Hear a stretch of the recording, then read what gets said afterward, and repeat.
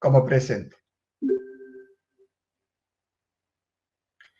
Bueno, estamos iniciando la clase correspondiente a la unidad 3 de electrostática que abarca los conceptos de capacidad, dieléctricos y energía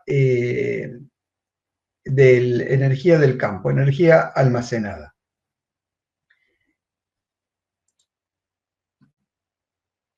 Bueno, nosotros vamos a comenzar explicando el concepto de capacidad.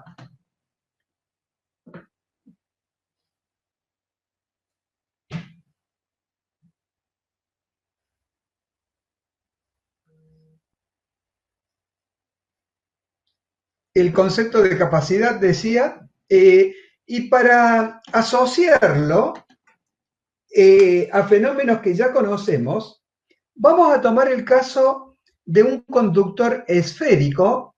Nosotros habíamos calculado el potencial eléctrico que adquiere un conductor esférico cuando le aplicamos una carga Q. Habíamos dicho de que el potencial que adquiere este conductor era proporcional a la carga y el valor específico era 1 sobre 4 pi epsilon 0 por Q sobre R. Entonces, conociendo el valor de la carga, podíamos conocer el valor del potencial en un conductor esférico. Nosotros lo que vamos a hacer con esto es representar a la carga en función del potencial. Acá tenemos que hemos reordenado la expresión anterior en donde queda la carga que va a ser igual a un factor que está encerrado entre paréntesis, que son constantes matemáticas físicas y el radio de la esfera, y todo esto que multiplica al potencial B. Fíjense que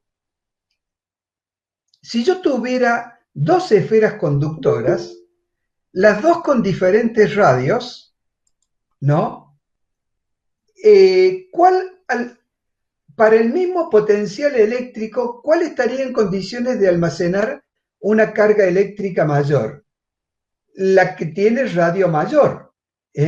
O sea que este factor que está encerrado entre paréntesis está indicando la capacidad que tiene este conductor para almacenar carga a un determinado valor de potencial eléctrico.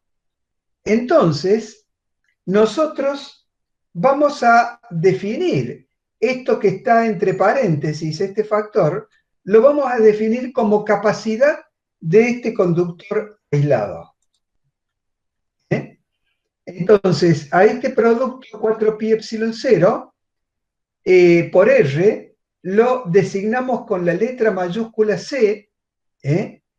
Dimensionalmente, esta unidad que estamos definiendo, que le llamamos capacidad, en este caso de un conductor aislado, la dimensión en que la medimos es Coulomb al cuadrado sobre Newton metro. Esta unidad tiene, digamos, nombre propio en el Sistema Internacional de Unidades, de cual el CIMELA es el derivado de nuestro país, y como nombre propio se le asignó el nombre de Farad. Farad en homenaje a Michael Faraday, que fue un físico que hizo mucho desarrollo en el siglo XIX en esta parte de la física. Entonces, en homenaje a él es que a la capacidad se le coloca el nombre de Farad. Y simbólicamente, esta dimensión de Farad la representamos con la letra F mayúscula. O sea que a la relación entre la carga y el potencial, esta relación C la medimos en farads. Y acá es necesario hacer una aclaración que ya lo hemos dicho anteriormente con el caso de Coulomb, por ejemplo, ¿no? El hecho de que España españoliza, entre comillas, el, el concepto este de, digamos, todas las palabras de las unidades del sistema internacional las acomoda, por decirlo de alguna manera, al idioma español, colocándole al final la sílaba IO. Entonces ellos a Farad lo llaman faradio, ocurre lo mismo que Coulomb, coulombio y volt, voltio. Estamos muy colonizados por estos nombres, debemos tratar de evitarlos, porque, digamos, hace nuestra dignidad respetar las unidades tal como fueron aprobadas. Creo que hace falta una fuerte campaña para esto, en fin, pero bueno, eso es otra discusión. Bueno, si nosotros calculamos en una esfera de 1 metro de radio, imagínense, 1 metro de radio es 2 metros de diámetro. Si nosotros le calculamos la capacidad a una esfera de este tipo, reemplazamos pi y epsilon 0 por sus valores. Al tener un radio de 1 metro, no queda expresado acá en la expresión, ¿no? Y cuando operamos, el valor de la capacidad nos da aproximadamente 111 por 10 a la menos 12 farad. Y esto nos llama la atención. Una esfera tan grande como de 2 metros de radio tiene una capacidad tan pequeña. Bueno, sí, acá nos damos cuenta que la unidad de capacidad en el sistema internacional es una unidad de valor muy grande. Para tener una idea, si tomáramos una esfera conductora del tamaño de nuestro planeta tiene un radio de 6.370 kilómetros. Si le calculamos la capacidad, nos da 709 por 10 a la menos 6. O sea, menos de 1 milésima de farad. Entonces, nos damos cuenta que esta unidad es una unidad bastante grande. Ni les cuento el tamaño que debe tener la esfera para que tenga una capacidad de 1 farad.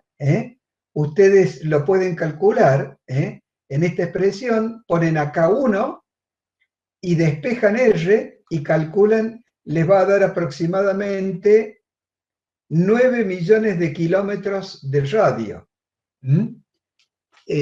O sea, un tamaño impresionante, más grande que el Sol. Muy bien, como esta unidad es muy grande, se utilizan submúltiplos de esta unidad. Se utilizan normalmente microfarad, nanofarad, picofarad, femtofarad y attofarad. 10 a la menos 6 es micro, 10 a la menos 9 es nano, 10 a la menos 12 es pico. Estas tres son las más usadas. Pero ahora con el desarrollo de la miniaturización de componentes en electrónicas, aparecen también el femtofarad, que es 10 a la menos 15 farad, y el attofarad, que es 10 a la menos 18 farad. En general, nosotros vamos a usar una notación que se denomina notación ingenieril. Fíjense ustedes acá, en el valor de esta capacidad, yo podría haber colocado 1,11 por 10 a la menos 10. Pero en la notación ingenieril se busca que el exponente, la diferencia con la notación científica, es que el exponente es múltiplo de 3.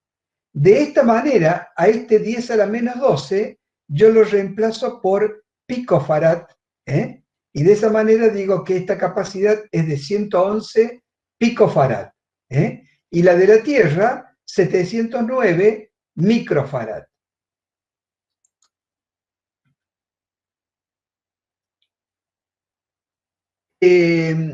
Una vez estudiada la capacidad de un conductor aislado, vamos a estudiar,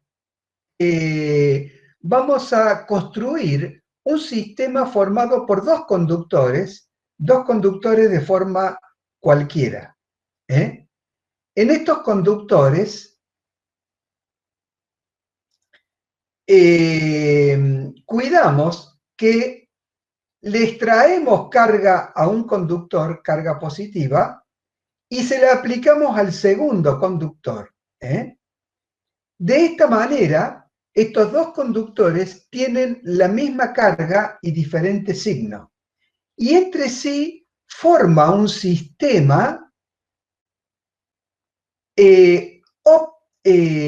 óptimo o adecuado para almacenar carga eléctrica y energía eléctrica. Eso lo vamos a ir viendo a lo largo del desarrollo. Carga eléctrica y energía eléctrica, entonces la condición es que las cargas positivas deben ser iguales. Vamos a suponer que estos dos conductores, que acá en el dibujo aparecen próximos entre sí, están muy alejados, muy alejados, de forma tal que en el espacio que rodea al conductor negativo no influye prácticamente en la formación de potencial el conductor positivo. Y viceversa. El potencial eléctrico que genera en el espacio el conductor positivo, en la zona del potencial negativo, es absolutamente despreciable. Para que eso ocurra, los dos deben estar muy alejados entre sí.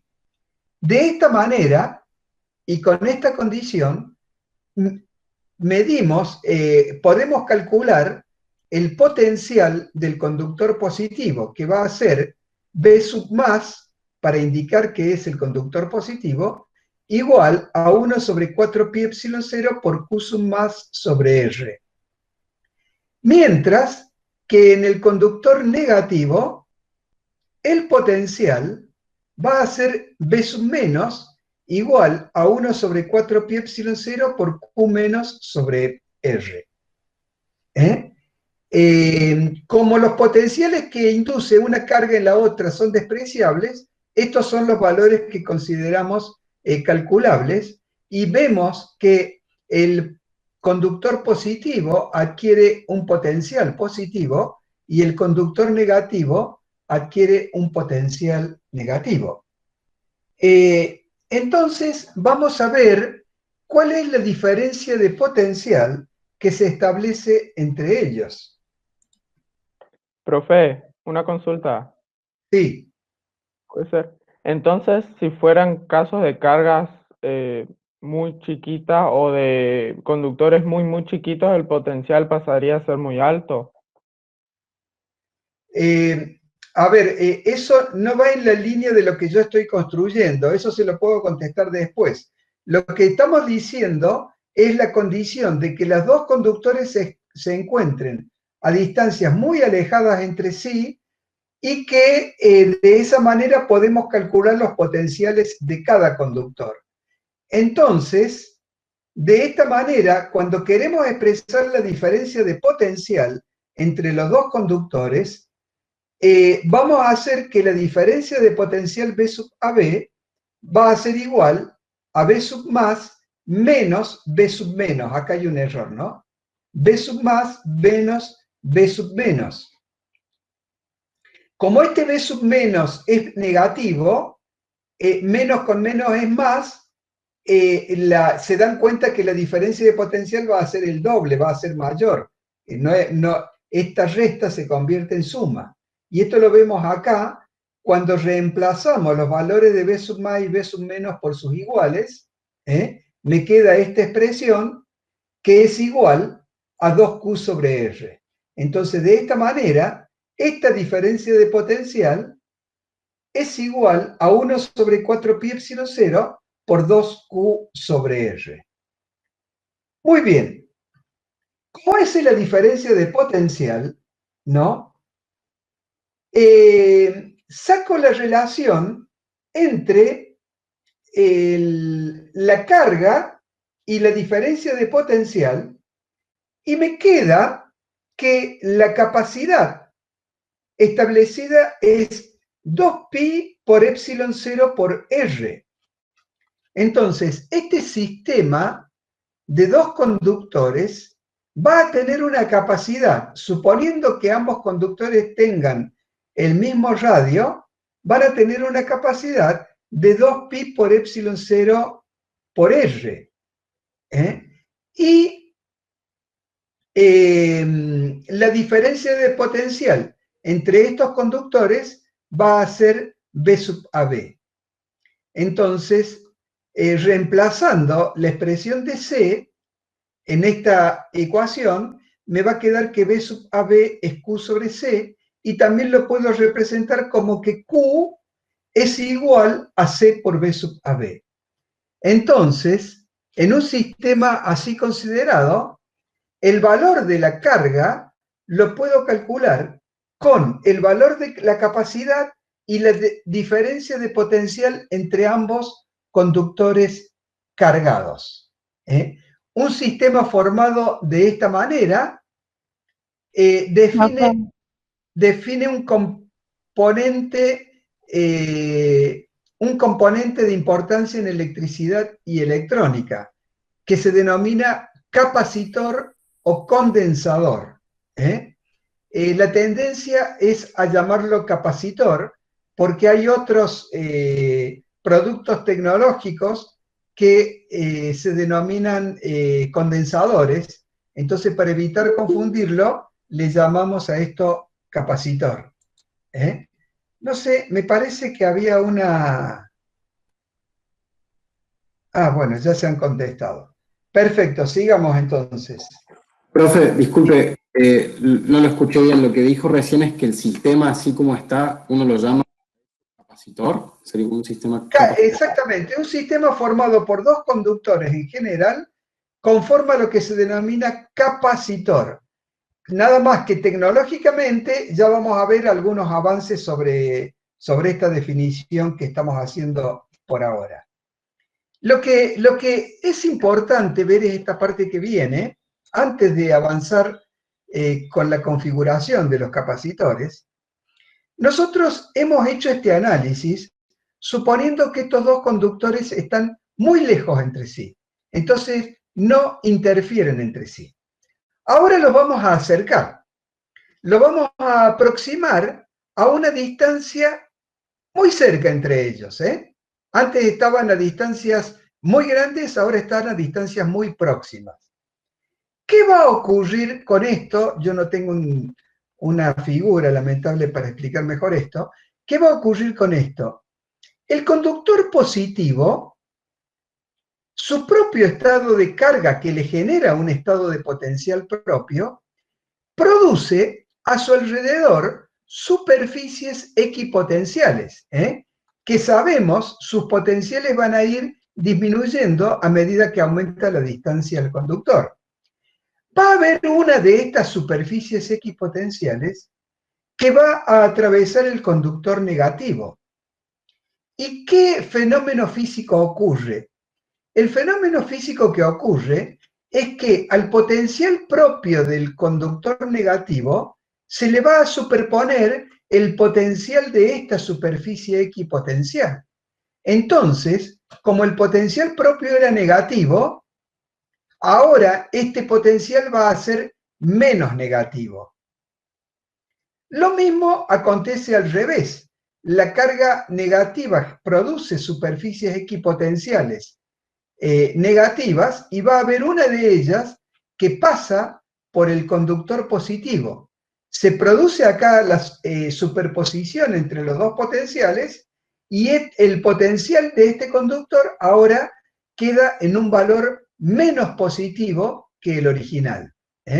Entonces, este queda menos positivo que el original y este queda menos negativo que el original, que lo especificamos acá, en esta relación. A estos nuevos potenciales les llamamos B' más y B' menos. Cuando hacemos la diferencia de potencial B' a B, tenemos que una diferencia de potencial, que esta diferencia de potencial de los conductores próximos entre sí va a ser menor a la diferencia de potencial que había cuando los conductores estaban alejados entre sí. Entonces, ¿esto qué quiere decir? Quiere decir que si la diferencia de potencial disminuyó en esta expresión y la carga se mantuvo constante, como conclusión, la capacidad aumentó de valor.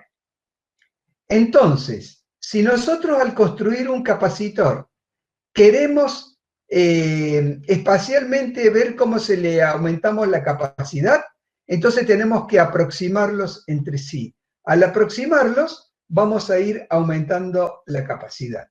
Y vamos a ver algunos casos particulares. Bueno, acá tenemos que pasar a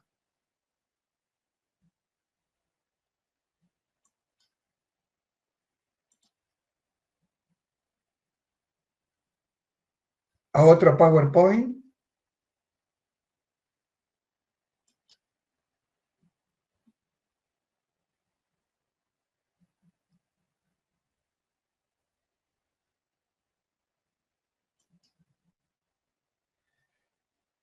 Bueno, acá tenemos un capacitor de placas planas y paralelas.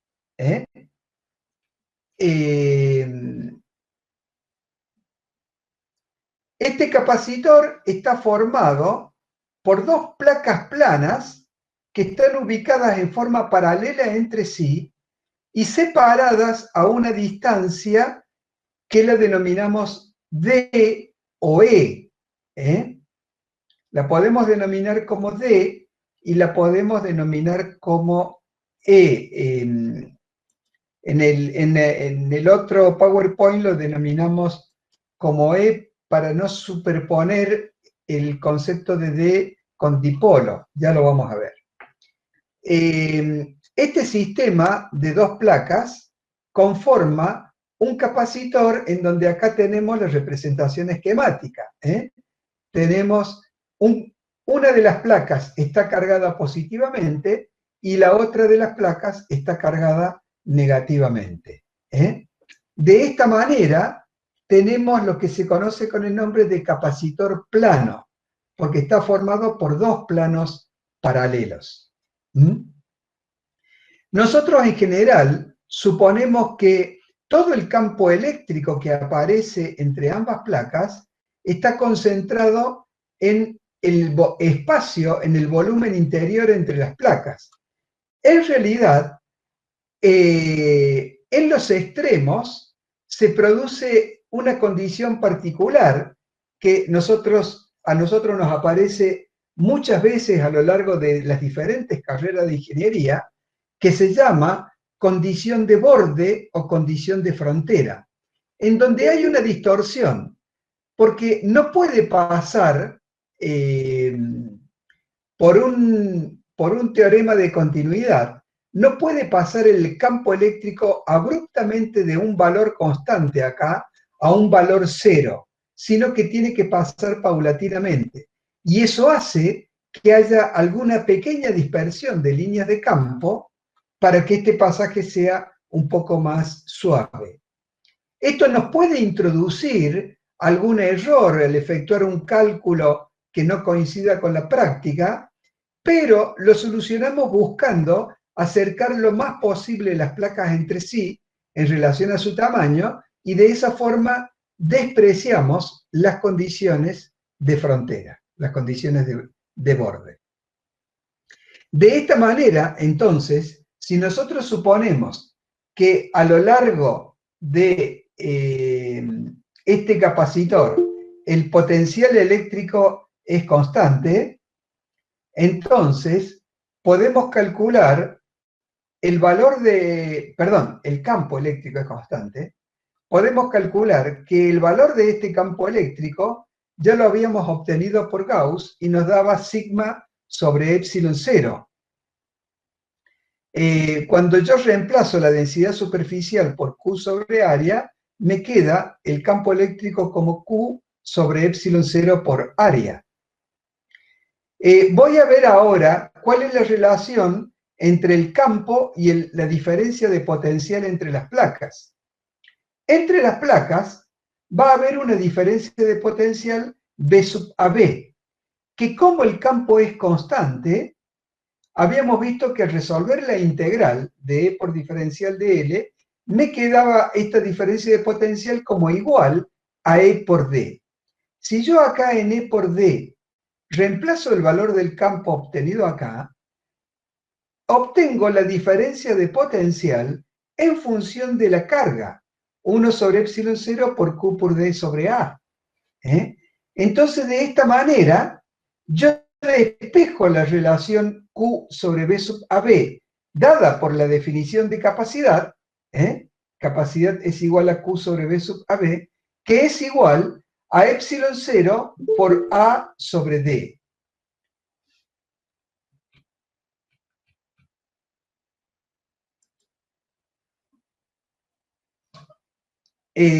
O sea, que en un capacitor plano, la capacidad es directamente proporcional al área de las placas enfrentadas e inversamente proporcional a la distancia.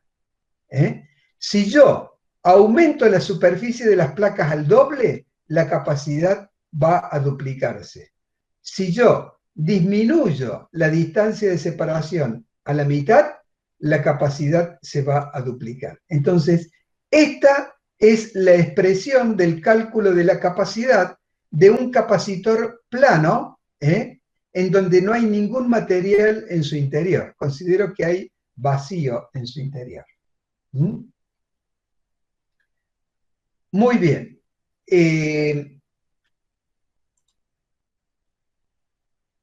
Otra forma constructiva de capacitor es lo que denominamos capacitor esférico. El capacitor esférico está formado por dos superficies esféricas concéntricas, la más pequeña con un radio que le llamamos RA y la más grande con un radio que le llamamos RB. Entonces, si el RA está cargado positivamente y el RB negativamente, entre las dos esferas se van a establecer todas las líneas de campo en dirección radial, ¿no? Muy bien. Yo para calcular esto voy a utilizar la integral de Gauss, aplico acá una superficie gaussiana, sé que la integral sobre esta superficie es igual a la carga encerrada, que es la positiva, dividido epsilon 0. Entonces, de esta forma, operando, esto es sencillo, lo pueden ver en la bibliografía, se obtiene que la capacidad va a ser igual a 4pi por epsilon 0 por RA por RB dividido RB menos RA. ¿Esto qué quiere decir? Que si aumentan los radios, aumenta el valor de la capacidad. Y si disminuyen la distancia entre los dos radios, o sea, mientras más próximas sean las superficies esféricas entre sí, va a también aumentar la capacidad. Este capacitor es, digamos, de uso didáctico, pero no tiene aplicación tecnológica. Y tenemos el tercer tipo de capacitor, es el capacitor cilíndrico. El capacitor cilíndrico está formado por dos cilindros coaxiales. O sea, comparten el eje. Comparten el axis, que es el eje. El cilindro interior está cargado positivamente, el cilindro exterior está cargado negativamente, y de esta manera también efectuamos el cálculo aplicando la ley de Gauss, y cuando reemplazamos por la diferencia de potencial, vemos que la capacidad en el capacitor cilíndrico, sabemos que la capacidad es Q sobre V sub AB, queda igual a 2pi por epsilon 0 por L, L es la longitud del cilindro, dividido el logaritmo natural de la diferencia de radios, RB sobre RA. Nosotros sabemos que para poder sacar un logaritmo, lo podemos sacar a un número adimensional. Entonces, cuando existe dimensión, la dimensión en el numerador debe ser igual a la del denominador para que se simplifiquen y quede un número adimensional. Bueno, de esta manera calculamos la capacidad en un capacitor cilíndrico. Este capacitor sí tiene algunas aplicaciones tecnológicas. Si ustedes han visto alguna vez cómo está formado un cable coaxil de los que llega la señal de televisión por cable a los hogares, es típicamente un capacitor cilíndrico. Entonces, tenemos capacitores planos, esféricos y cilíndricos. El de uso más común extendido es el capacitor plano.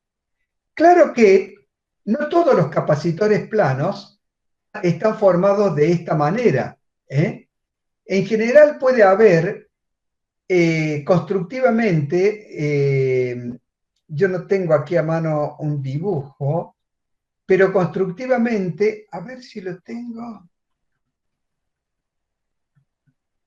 Acá lo tengo, sí. Fíjense que si nosotros tomamos una lámina metálica muy fina, por ejemplo, papel de aluminio, la depositamos horizontalmente en una mesa, encima le colocamos una lámina de algún film de plástico, puede ser polietileno, poliestireno, estiroflex, teflón, etc. Y encima colocamos otra hoja de papel de aluminio, estamos formando acá un capacitor plano.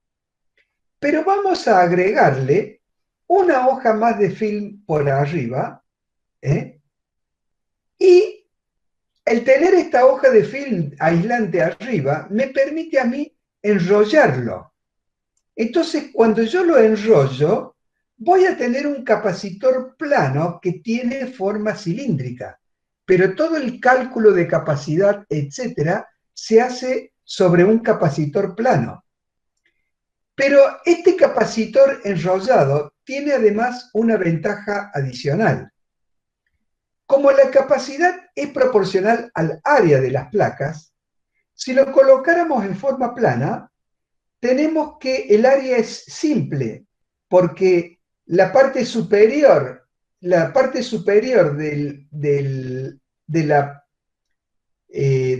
la hoja inferior enfrenta a la parte inferior de la hoja superior. En cambio, cuando está enrollado, también el otro lado, ven, el lado externo que no estaba enfrentado con nadie, ahora queda enfrentado con la otra placa a través del otro aislante. Entonces, en este caso, prácticamente duplicamos el área del capacitor, con lo que obtenemos una capacidad mayor con el capacitor enrollado.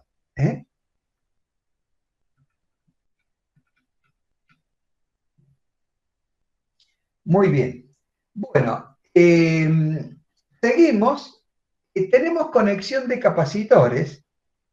Los capacitores se pueden conectar en serie o en paralelo. Esto es sencillo. Yo lo voy a pasar rápido. Ustedes estudienlo detalladamente en la bibliografía. Básicamente en una conexión serie, ¿no? Cuando traemos una carga que sería positiva que ingresa por el punto A, se deposita en la placa superior del condensador del capacitor C1. al depositarse en la placa superior, atrapa a una carga negativa de la placa inferior. Como esta carga negativa queda atrapada por la carga que llegó, esta carga libera una carga positiva, que es la que estaba en equilibrio. Esa carga positiva baja hasta la placa superior del capacitor C2. Se deposita en la placa superior, atrapa una carga negativa en la placa inferior, y esta carga negativa deja liberada una carga positiva que pasa y sale por el punto B. O sea que el proceso de carga lo podemos explicar como una carga que ingresa por A, atraviesa los capacitores y sale por B. Cuando estos capacitores se van cargando, aparece una particularidad. El valor de la carga Q de C1 va a ser igual al valor de la carga Q de C2, porque es la carga transferida por el sistema. Y cada uno va a tener su propia diferencia de potencial que se puede calcular en relación a la carga IC1. Y al estar conectadas en serie, estas diferencias de potencial se van a sumar entre sí. De esta manera, bueno, calculando la capacidad, me va a quedar que la inversa de la capacidad equivalente que van a representar estos dos capacitores conectados así, va a ser igual a la suma de las inversas de cada una de las capacidades de los capacitores que están conectados en serie. Si son dos, como en este caso, son dos inversas. Si son más, pueden ser n inversas.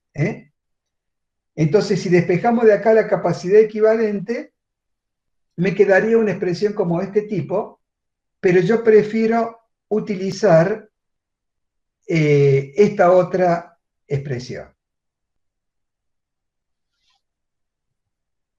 Muy bien.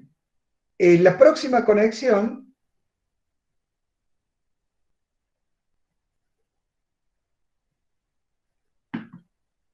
es de capacitores en paralelo. Fíjense que acá, en el capacitor C1, la placa superior está conectada eléctricamente a la placa superior del capacitor C2. Quiere decir que estas dos placas van a estar al mismo potencial eléctrico. Y la placa inferior de C1 está conectada a la placa inferior de C2, están las dos al mismo potencial eléctrico. Entonces, entre las dos placas, la diferencia potencial establecida es la que aparece entre los bornes A y B, que es B sub AB. Entonces, cuando hacemos el cálculo, que esto lo ven ustedes, es muy sencillo, la capacidad equivalente en una conexión paralela es la suma de las capacidades individuales. O sea que acá la capacidad aumenta, mientras que en la conexión serie la capacidad equivalente disminuye respecto de los valores de los capacitores. Entonces, en una conexión paralelo se suman las capacidades. En una conexión serie se suman las inversas de las capacidades. También tenemos que en una conexión serie lo constante es la carga que adquiere cada capacitor, mientras que en una conexión paralelo lo constante es la diferencia de potencial entre las placas de los dos capacitores. Bueno, acá tenemos conexión mixta, esto lo ven ustedes en la parte práctica. Pasamos a ver energía potencial de un capacitor. Digamos que vamos a buscar un dibujo que nos sirva, no tenemos ningún dibujo que nos sirva. No me gusta dar explicaciones sin dibujos, pero bueno, es lo que tenemos. Si nosotros analizamos el proceso de carga de un capacitor, vamos a ver que en este proceso de carga, desde el generador van a venir cargas diferencial de Q a depositarse en las placas del capacitor.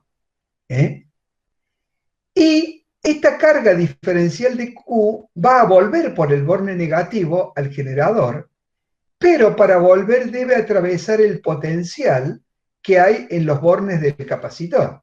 Si el capacitor está descargado, esta diferencia de potencial es cero, pero cuando carga ya tiene una diferencia de potencial. Entonces, para efectuar este salto de potencial, la carga debe efectuar un trabajo.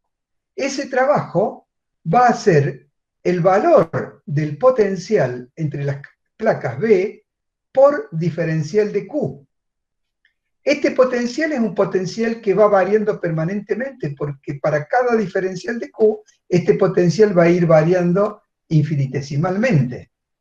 Entonces, si reemplazamos el valor de B por Q sobre C, tenemos esta expresión que nosotros entonces ahora, si integramos en ambos miembros, vamos a tener que el trabajo total en el proceso de cargar un capacitor con una carga Q va a ser igual a 1 sobre C por la integral de Q por diferencial de Q, que es Q cuadrado sobre 2C.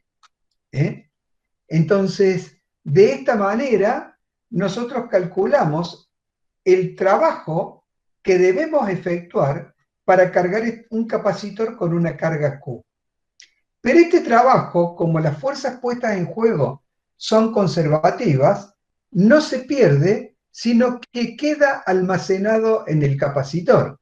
Podemos decir entonces que en un capacitor no solamente se almacena carga, sino que se almacena energía.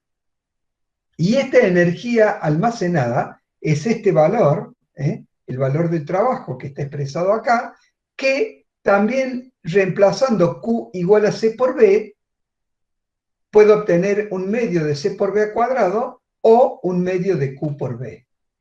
Son tres expresiones diferentes de calcular la energía almacenada en un capacitor.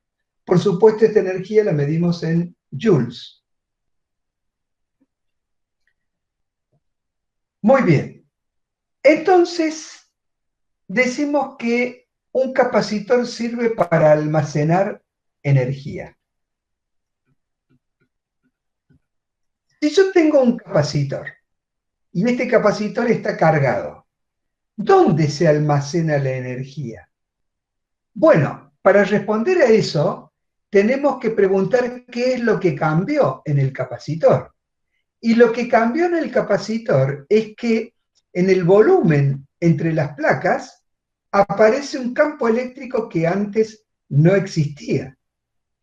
Entonces, si se efectuó un trabajo y apareció un campo eléctrico, debe haber una relación entre el campo eléctrico y el trabajo. Nosotros, ¿qué es lo que vamos a hacer ahora? Vamos a calcular ese trabajo que hemos calculado recién, lo vamos a dividir por el volumen del espacio entre las placas donde se forma campo eléctrico. Y vamos a buscar calcular una densidad de energía eléctrica almacenada en este capacitor.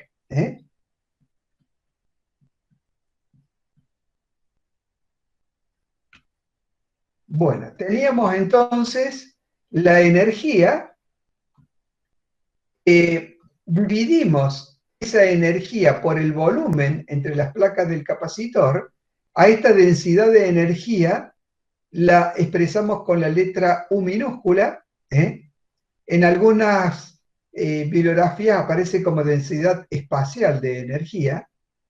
Entonces, tomando los valores que tiene la capacidad y que tiene el potencial en función del campo, reemplazamos estos valores más arriba, despejamos y me queda que la densidad de energía eléctrica es igual a 1 medio de epsilon 0 por E al cuadrado. Y fíjense qué cosa interesante este resultado que aparece, en donde la densidad de energía es función solamente del campo eléctrico. La densidad de energía es función solamente del campo eléctrico. Nada más. Esto es una constante. ¿Qué quiere decir esto? Esto quiere decir que el propio campo eléctrico es una manifestación de energía. Entonces, este campo eléctrico que nosotros habíamos dicho que el hombre había inventado, vemos también que en realidad es una manifestación de energía distribuida en el espacio. O sea que donde hay campo eléctrico, hay energía distribuida en el espacio. Esta es una conclusión muy importante de la electrostática. Y vamos a volver a este valor con las ecuaciones de Maxwell. Bueno, acá hay unos ejemplos de energía almacenada y pasamos a dieléctricos, pero lo vamos a ver en la otra filmina.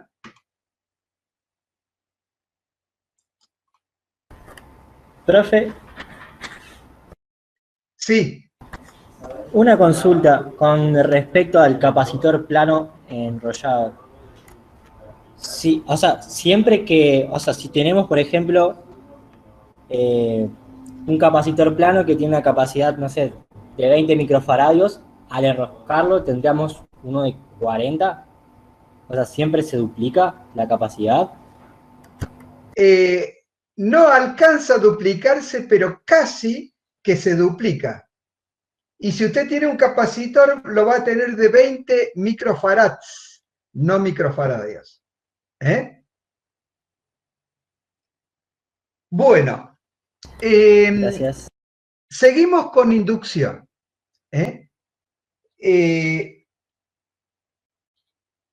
Tenemos un fenómeno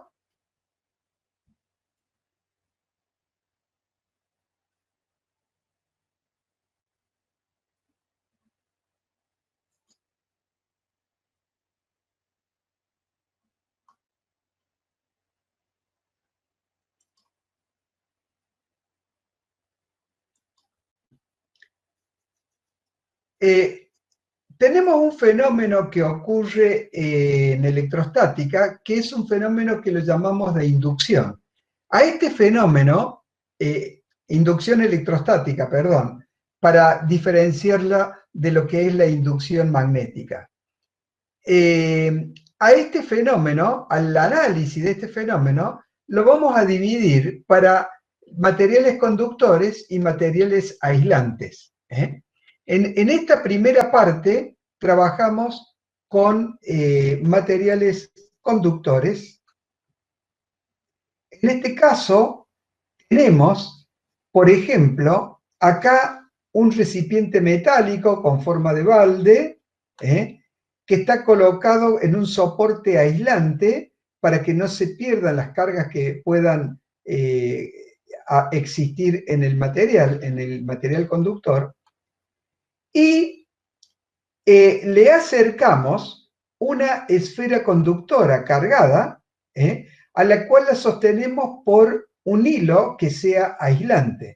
Entonces nosotros de alguna manera hemos cargado esta esfera, en este caso con carga positiva, y la aproximamos al balde. Cuando la introducimos en el balde, suponemos que le colocamos una tapa al mismo, vamos a ver que las líneas de campo, que antes eran líneas que se distribuían en forma radial en el espacio, ahora cuando están dentro del conductor, dentro de este recipiente metálico, las líneas terminan en las paredes del recipiente. No pueden atravesarla porque sabemos nosotros que en un conductor el campo siempre es nulo en el interior del conductor. Entonces, al depositarse, al terminar acá las líneas de campo, cada una comienza atrapando cargas negativas, de modo tal que el número total de cargas negativas atrapadas por las líneas de campo es igual al número de cargas positivas que hay en la esfera. Y estas cargas negativas atrapadas acá,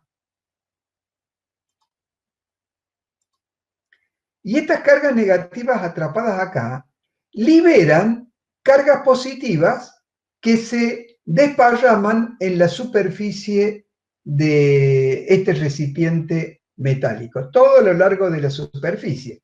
Nos damos cuenta que la carga total que aparece en todo el recipiente va a ser igual a la carga que tiene este conductor esférico en el interior. Y fíjense que está aislado del recipiente, pero no obstante eso, aparece este fenómeno de la aparición de la existencia de cargas inducidas. Si nosotros ponemos en contactos, se neutralizan las cargas propias de la esfera con las cargas inducidas negativas y queda alrededor del conductor las cargas positivas que antes eran inducidas, pero ahora son cargas propias, porque de alguna manera están relacionadas con la que tenía la esfera. Bueno, este fenómeno de inducción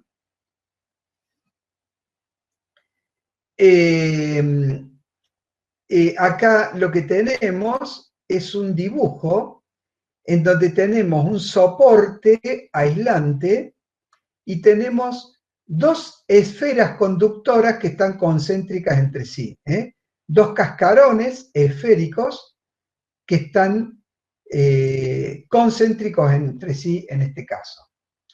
Al cascarón externo le vamos a aplicar un potencial eléctrico externo a través de un suministro de energía. Este potencial puede ser positivo, puede tener valores bajos, valores altos, puede ser negativo, puede ser positivo. Y cuando hacemos todas estas variaciones de este potencial, observamos con un instrumento a ver si pasan cargas a la esfera interior.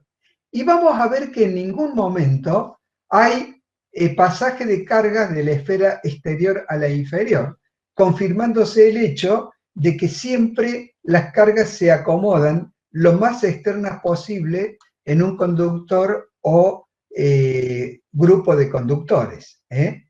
Y que este fenómeno produce un aislamiento del conductor interior de forma tal que es tan efectivo que este sistema se llama jaula de Faraday, debido a que Faraday fue el que hizo este primer experimento. La jaula de Faraday es muy utilizada en diferentes instalaciones. Por ejemplo, en una estación emisora de radio FM particularmente, estas estaciones de radio suelen tener la cabina de producción de información en una sala, y arriba de esta construcción, que puede ser una casa o un edificio, va a haber una antena en donde en la punta de la antena hay una torre, en donde en la punta de la torre hay una antena que va a emitir ondas de frecuencia modulada, o sea, ondas de VHF, transmite al espacio exterior. Ahora, ¿qué pasa?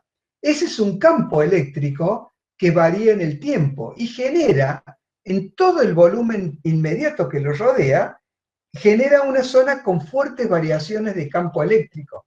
Cuando este campo eléctrico ingresa a la sala de operaciones, en donde hay amplificadores de mucha sensibilidad, hay muchos circuitos electrónicos, se produce una realimentación que va a producir intensos zumbidos y seguramente puede llegar a quemar alguna parte electrónica de esta estación.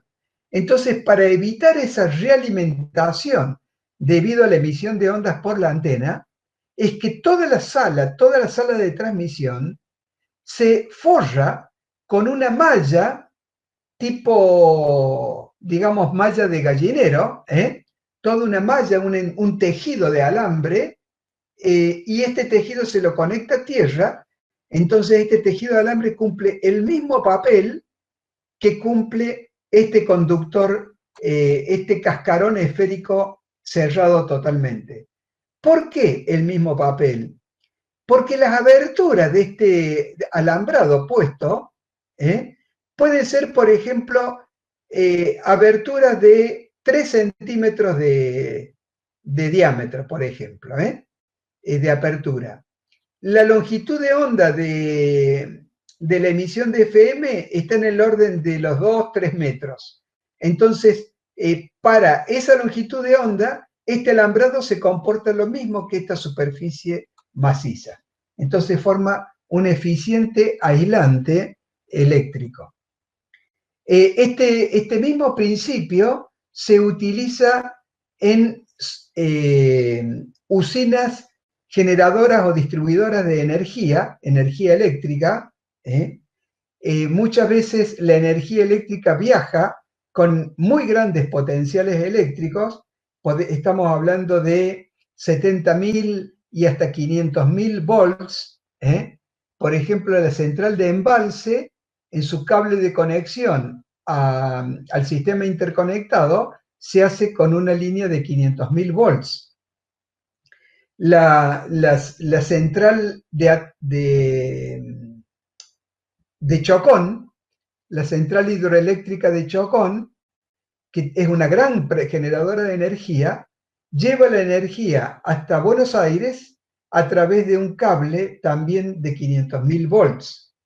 Entonces, esa energía eléctrica de tan alta tensión, cuando llega a un centro urbano o fabril, hay que bajarle la tensión para poder distribuirla. Esto se lo hace en unas centrales de distribución en donde hay lo que se denomina parque o playa, que es donde están todo el sistema de interruptores y seccionadores para efectuar las operaciones necesarias.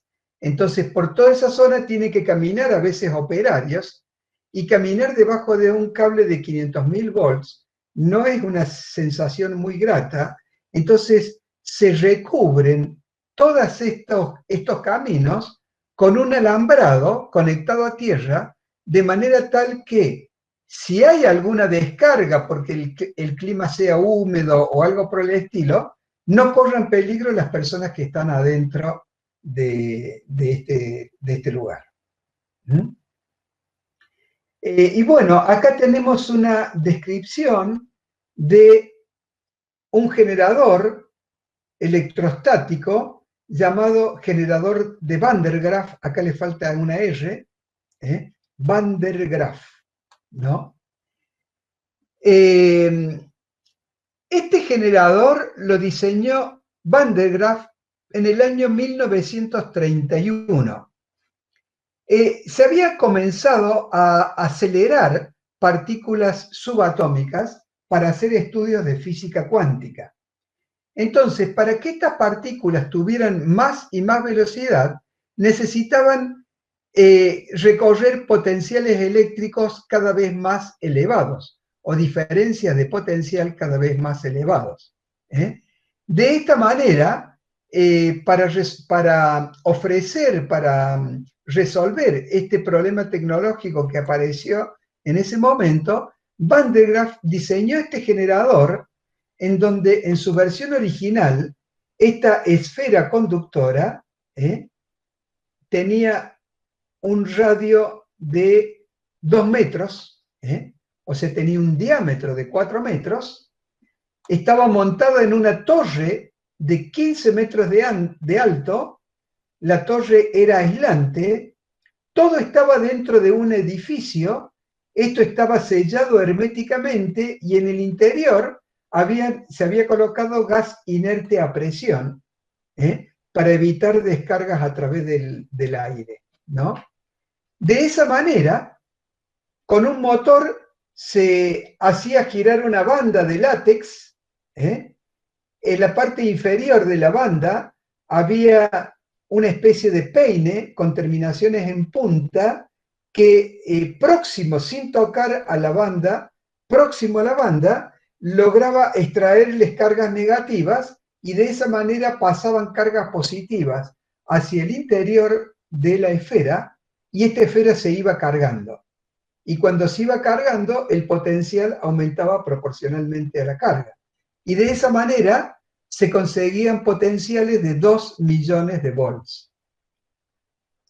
Bien, este generador se dejó de usar, pero hay versiones educativas, en la facultad tenemos varias de estas versiones, en donde esta esfera tiene un diámetro de 20 o 30 centímetros y esta torre tiene alrededor de 80 centímetros.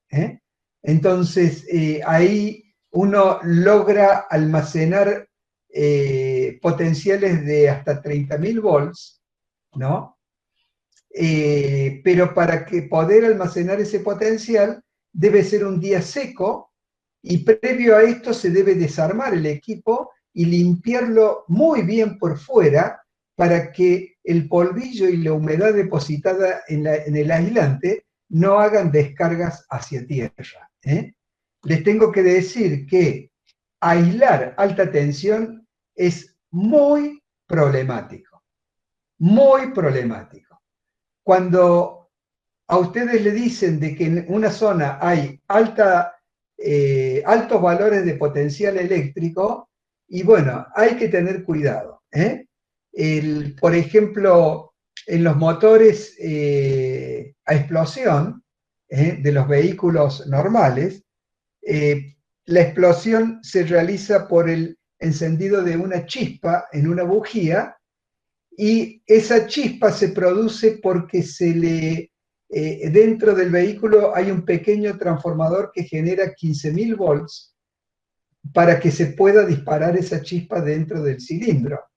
Esos 15.000 volts desde la bobina hasta la bujía se lo lleva con un cable grueso, porque tiene un aislante grueso, pero no obstante tener este cable, cuando ustedes lo tocan, van a sufrir una notable descarga eléctrica porque el aislante no es perfecto. Muy bien, aquí está lo que hemos dicho de jaula de Faraday, esto ya lo hemos explicado. Y bueno, ahora sí volvemos a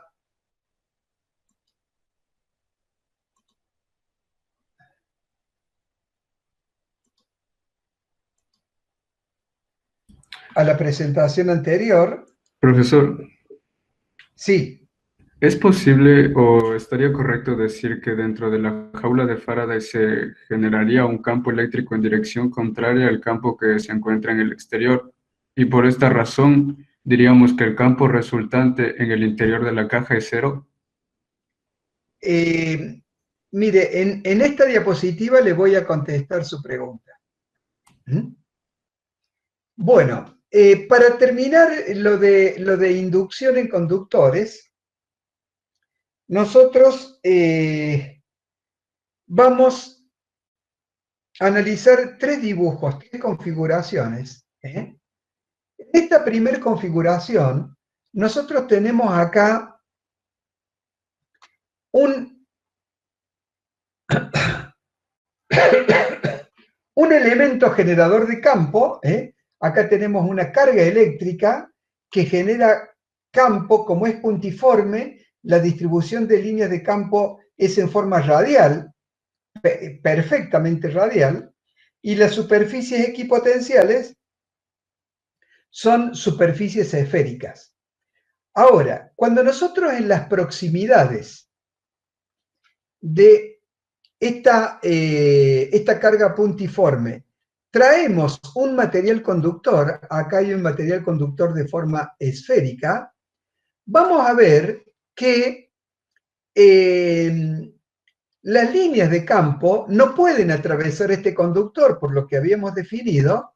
Entonces, estas líneas de campo terminan en la superficie del conductor y van atrapando cargas negativas cada línea de campo que termine en la superficie. estas cargas negativas atrapadas por acá libera un igual número de cargas positivas que hacen que salgan nuevas líneas de campo del otro lado, que serían una continuación de estas, ¿no? Fíjense ustedes que acá tenemos una superficie equipotencial que coincide justo con la esfera, o sea, esta esfera va a estar a un cierto potencial y el campo eléctrico en su interior es nulo. Pero además de eso, como la esfera es un volumen equipotencial, su superficie es también equipotencial. Entonces, como es equipotencial, las líneas de campo deben llegar perpendiculares a la superficie. Por eso es que se produce esta distorsión de las líneas de campo en esta región, para que éstas lleguen perpendicularmente.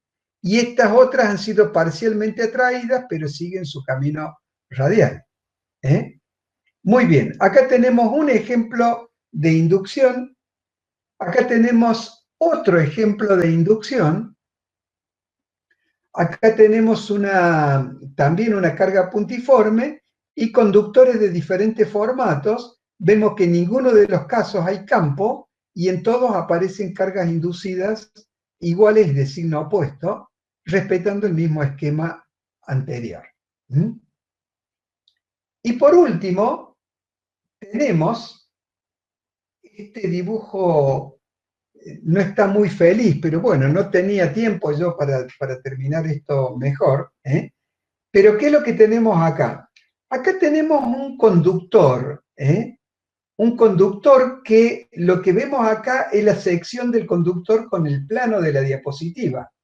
O sea que esto sería un paralelepípedo. El conductor tendría, por ejemplo, una forma de ladrillo, en donde acá lo vemos de costado. Este conductor está depositado en una región, fíjense en las líneas de campo acá, y las líneas de campo acá, son todas paralelas, están separadas a la misma distancia, quiere decir que tenemos por acá un campo uniforme. Si tenemos un campo uniforme, en el instante que nosotros sumergimos este trozo de material conductor, las líneas de campo atraviesan este material conductor. Al atravesar el material conductor, cada una de estas líneas va atrapando alguna de las innumerables cargas libres que hay dentro del material, y estas cargas son atraídas a la región por donde entran las líneas de campo, y mientras que las otras cargas son repelidas a la región hacia donde salen las líneas de campo. Entonces, de esta manera, la construcción es perfectamente paralela y perpendicular, entonces el efecto queda muy limpio, ¿no? De esta manera, la aparición de estas cargas inducidas por la acción del campo externo, por eso las llamamos cargas inducidas, porque son cargas que no tienen existencia propia, sino que han sido inducidas por la acción de un campo externo. Estas cargas inducidas, entre las cargas positivas y la carga negativa, aparece otro campo eléctrico que lo denomino campo eléctrico inducido, y que, como se pueden dar cuenta, sencillamente, las líneas de campo eléctrico inducido tienen una orientación opuesta a la del campo eléctrico externo, porque van de positivo a negativo. De esta manera, la interacción entre el campo externo y el campo inducido, llamémosle, producido por las cargas inducidas, hace que dentro de esta región el campo eléctrico sea nulo. En cada punto se produce una suma vectorial que es el campo externo más el campo inducido.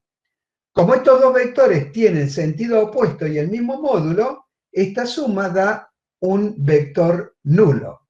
Entonces, esta desaparición de campo eléctrico en el interior lo podemos explicar también a través de la existencia de este campo inducido. ¿Y por qué el campo inducido va a ser igual al campo externo? Bueno, supongamos de que el campo inducido sea menor que el campo externo. Queda un remanente de campo eléctrico en el interior que va a seguir desplazando cargas, induciendo y haciendo aparecer nuevas cargas, con lo que se va incrementando el campo inducido hasta que se anulan mutuamente. Y si el campo inducido fuera mayor que el campo externo, sobrarían cargas del otro lado y se neutralizarían inmediatamente. Entonces, de esta manera, justificamos la ausencia de campo dentro de un conductor por el hecho de la existencia de un campo inducido. Decimos de esta manera el hecho de que el campo externo y el campo inducido tengan el mismo valor, decimos que en un conductor hay inducción total. Inducción total. Bueno, y con esto, creo que con esto les respondí la pregunta, y con esto terminamos la parte de inducción en conductores. Viene una segunda parte de inducción, que es inducción en aisladores. Pero como ha transcurrido ya aproximadamente 1 hora y media, vamos a